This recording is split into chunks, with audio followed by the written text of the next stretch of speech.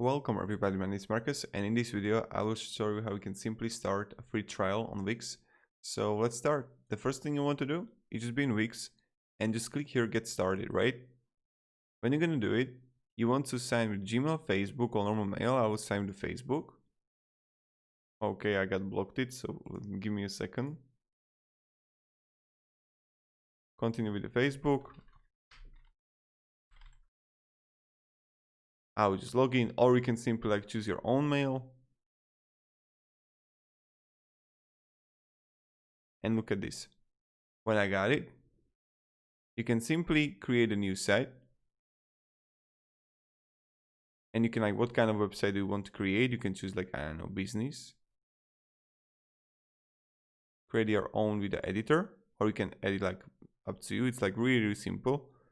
And here you got it. So you can simply view the websites here. You can simply edit the website. So this is pretty much it. Thank you very much everybody for watching.